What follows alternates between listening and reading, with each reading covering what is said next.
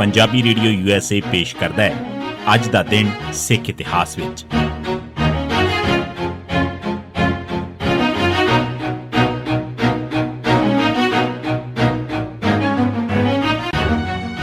ਸਿੱਖ ਇਤਿਹਾਸ ਦੀਆਂ ਘਟਨਾਵਾਂ 'ਚ 4 ਸਤੰਬਰ ਦਾ ਦਿਨ 1687 ਰਾਮ ਰਾਏ ਦੀ ਮੌਤ।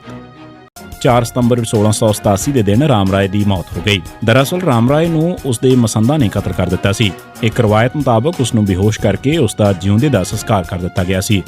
ਗੁਰੂ ਸਾਹਿਬ ਉਸ ਦੀ ਅੰਤਿਮ ਅਰਦਾਸ ਵਾਸਤੇ ਖੁਰਵੱਦੀ ਗਏ। ਇਸ ਮੌਕੇ ਭਾਈ ਮਨੀ ਸਿੰਘ ਵੀ ਉਹਨਾਂ ਦੇ ਨਾਲ ਗਏ। ਅਗਲੇ ਸਾਲ ਉਹਨਾਂ ਨੇ ਫਿਰ ਇੱਕ ਸਮਾਗਮ ਕੀਤਾ। ਇਸ ਵਾਰ ਗੁਰੂ ਸਾਹਿਬ ਨੇ ਦੀਵਾਨ ਆਨੰਦ ਚੰਦ ਅਤੇ ਭਾਈ ਮਨੀ ਸਿੰਘ ਨੂੰ ਭੇਜਿਆ। ਭੋਗ ਵੇਲੇ ਗੁਰਬਖਸ਼ ਰਾਏ ਗੁਰੂ ਗ੍ਰੰਥ ਸਾਹਿਬ ਦੀ ਤਾਬਿਆ ਬੈਠਾ ਸੀ। ਜਦੋਂ ਦੀਵਾਨ ਆਨੰਦ ਚੰਦ ਅਰਦਾਸ ਕਰਨ ਲੱਗਾ ਤਾਂ ਮਸੰਦ ਗੁਰਬਖਸ਼ ਰਾਏ ਨੇ ਕੋਈ ਮਾੜਾ ਬੋਲ ਬੋਲਿਆ। ਇਸ ਤੇ ਭਾਈ ਮਨੀ ਸਿੰਘ ਨੇ ਉਸ ਨੂੰ ਗੁਰੂ ਗ੍ਰੰਥ ਸਾਹਿਬ ਦੀ ਤਾਬਿਆ ਤੋਂ ਉਠਾ ਕੇ ਬਾਂਹ ਫੜ ਕੇ ਹੇਠਾਂ ਸੁੱਟ ਦਿੱਤਾ। ਹੇਠਾਂ ਡਿੱਗਣ ਮਗਰੋਂ ਜਦੋਂ ਗੁਰਬਖਸ਼ ਰਾਏ ਨੇ ਫਿਰ ਬੋਲਣਾ ਸ਼ੁਰੂ ਕੀਤਾ ਤਾਂ ਸਿੰਘਾਂ ਨੇ ਕਿਰਪਾਨਾਂ ਧੂ ਲਈਆਂ। ਇਸ ਤੇ ਮਸੰਦ ਗੁਰਬਖਸ਼ ਰਾਏ ਤੇ ਉਸਦੇ ਸਾਥੀ ਦੌੜ ਗਏ। 1708 ਬੰਦਾ ਸਿੰਘ ਬਹਾਦਰ ਨੇ ਖੰਡੇ ਦੀ ਪੌਲ ਛਕੀ। ਪੰਜਾਬ ਦੀ ਹਾਲਤ ਨੂੰ ਸੁਣ ਕੇ ਤੇ ਮੁਗਲ ਹਾਕਮਾਂ ਦੀਆਂ ਕਰਤੂਤਾਂ ਸੁਣ ਕੇ ਬੰਦਾ ਸਿੰਘ ਨੇ ਗੁਰੂ ਜੀ ਤੋਂ ਪੰਜਾਬ ਜਾ ਕੇ ਦੁਸ਼ਟਾਂ ਨੂੰ ਸੋਧਣ ਦੀ ਇਜਾਜ਼ਤ ਮੰਗੀ। ਗੁਰੂ ਜੀ ਨੇ 4 ਸਤੰਬਰ 1708 ਦੇ ਦਿਨ ਖੰਡੇ ਦੀ ਪੌਲ ਦੇਣ ਮਗਰੋਂ ਪੂਰਾ 1 ਮਹੀਨਾ ਬੰਦਾ ਸਿੰਘ ਨੂੰ ਪੂਰੀ ਸਿਖਲਾਈ ਦਿੱਤੀ। ਅਕਤੂਬਰ ਚੜ੍ਹਦੇ ਹੀ ਗੁਰੂ ਸਾਹਿਬ ਨੇ ਬੰਦਾ ਸਿੰਘ ਨੂੰ ਹੁਕਮਨਾਮੇ ਦੇ ਕੇ ਸਿੱਖਾਂ ਨੂੰ ਇਕੱਠਿਆਂ ਕਰਨ ਵਾਸਤੇ ਭੇਜਣ ਦੀ ਤਿਆਰੀ ਕੀਤੀ। ਇੰਜ ਲੱਗਦਾ ਹੈ ਕਿ ਗੁਰੂ ਸਾਹਿਬ ਬਾਬਾ ਬੰਦਾ ਸਿੰਘ ਨੂੰ ਭੇਜ ਕੇ ਤਿਆਰੀ ਹੋਣ ਮਗਰੋਂ ਆਪ ਵੀ ਛੇਤੀ ਪੰਜਾਬ ਪਰਤਣਾ ਚਾਹੁੰਦੇ ਸਨ। 1922 ਗੁਰੂ ਕਾ ਬਾਗ ਖੇਤਾਂ 'ਚ ਕੁੱਟੇ ਭਗਤ ਸਿੰਘ ਦੀ ਮੌਤ। ਗੁਰੂ ਕਾ ਬਾਗ ਮੋਰਚੇ ਦੌਰਾਨ ਜਥਿਆਂ ਦੀ ਜ਼ਾਲਮਾਨਾ ਕੁੱਟ ਦੇ ਨਾਲ ਪੁਲਿਸ ਨੇ ਗੁਰੂ ਕਾ ਬਾਗ ਦੇ ਆਲੇ-ਦੁਆਲੇ ਦੇ ਖੇਤਾਂ 'ਚ ਕੰਮ ਕਰਦੇ ਸਿੱਖਾਂ ਨੂੰ ਵੀ ਆਪਣੇ ਜ਼ੁਲਮ ਦਾ ਸ਼ਿਕਾਰ ਬਣਾਇਆ। ਇਸ ਸਰਕਾਰੀ ਜ਼ੁਲਮ ਨਾਲ ਸ਼ਹੀਦ ਹੋਣ ਵਾਲੇ ਪਹਿਲੇ 2 ਸਿੰਘ ਭਗਤ ਸਿੰਘ ਤੇ ਤਾਰਾ ਸਿੰਘ ਬਾਪ ਤੇ ਬੇਟਾ ਸਨ, ਜਿਨ੍ਹਾਂ ਨੂੰ ਪਿੰਡ ਤੇਰਾ ਦੇ ਖੇਤਾਂ 'ਚ ਸ਼ਹੀਦ ਕੀਤਾ ਗਿਆ। ਪੁਲਿਸ ਦੇ ਜ਼ੁਲਮ ਨਾਲ ਹੋਏ ਜ਼ਖਮਾਂ ਕਾਰਨ ਭਗਤ ਸਿੰਘ 4 ਸਤੰਬਰ ਨੂੰ ਚੜ੍ਹਾਈ ਕਰ ਗਿਆ।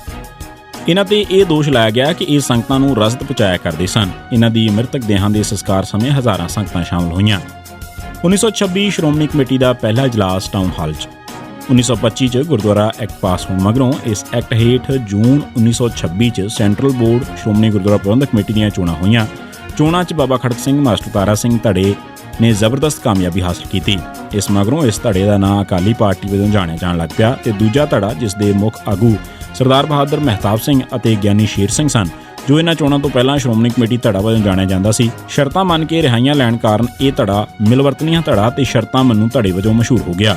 ਕਾਫੀ ਦੇਰ ਤੱਕ ਦੋਵੇਂ ਧੜੇ ਇੱਕ ਦੂਜੇ ਤੇ ਇਲਜ਼ਾਮ ਲਾਉਂਦੇ ਰਹੇ ਤੇ ਕਈ ਵਾਰ ਤਾਂ ਦੋਨਾਂ ਦੀ ਆਪਸੀ ਬੋਲਬਾਣੀ ਬਹੁਤ ਘਟੀਆ ਦਰਜੇ ਤੇ ਵੀ ਚਲੇ ਜਾਇਆ ਕਰਦੀ ਸੀ। ਖੈਰ, ਇਹ ਮਾਹੌਲ ਕਈ ਮਹੀਨੇ ਚੱਲਦਾ ਰਿਹਾ, ਪਰ ਸ਼੍ਰੋਮਣੀ ਕਮੇਟੀ ਨੇ ਅਕਾਲੀ ਪਾਰਟੀ ਦੇ ਕਬਜ਼ੇ ਤੋਂ ਕੋਚਰ ਮਗਰੋਂ ਇਸ ਇਲਜ਼ਾਮਬਾਜ਼ੀ ਦੀ ਤੇਜ਼ੀ ਘਟ ਗਈ ਤੇ ਹੌਲੀ-ਹੌਲੀ ਉਹਨਾਂ ਦੀ ਸਰਗਰਮੀ ਵੀ ਘਟ ਗਈ।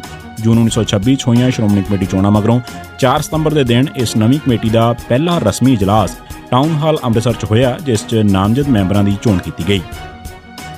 ਖੂਨੀ ਨਵੰਬਰ 1984 'ਚ ਦਿੱਲੀ ਵਿੱਚ ਸਿੱਖਾਂ ਉੱਤੇ ਜ਼ੁਲਮ ਕਰਨ ਵਾਲੇ ਇੱਕ ਜ਼ਾਲਮ ਅਰਜਨ ਦਾਸ ਨੂੰ 4 ਸਤੰਬਰ 1985 ਨੂੰ ਖਾੜਕੂਆਂ ਨੇ ਮਾਰ ਦਿੱਤਾ।